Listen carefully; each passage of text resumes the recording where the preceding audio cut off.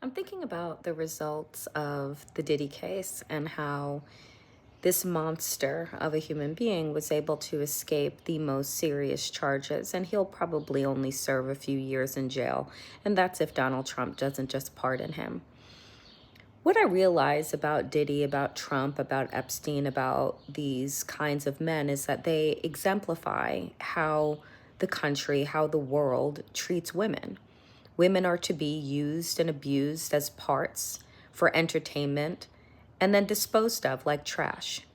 They are to be beaten, to be sexually assaulted, violated, degraded, all for the pleasure and enjoyment of men who move through our society completely and totally protected.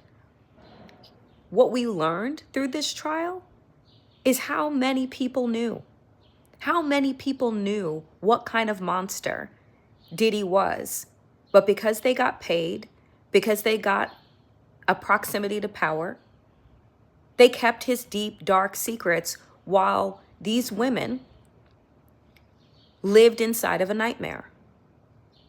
The same is true for Donald Trump. I mean, how many times has that man been accused of sexual battery, assault, credibly accused and convicted of rape? Andrew Cuomo, Eric Adams, all of these men that are in positions of power, that are actually trying to still regain power, hold on to power, expand their power and empire in the way that Donald Trump is, all so that they can continue to abuse women and everyone around them. There is a deep sickness that is rooted in this country. I call it the two original sins of racism and misogyny.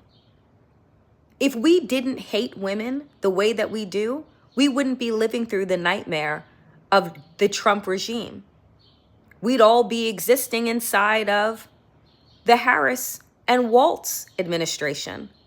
But America could not overcome its hatred of Black people and people of color and its hatred of women. And so here we are. And until we grapple with this, until we unpack those truths, we'll continue to repeat these cycles over and over again and think that the Diddies of the world are just anomalies rather than patterns.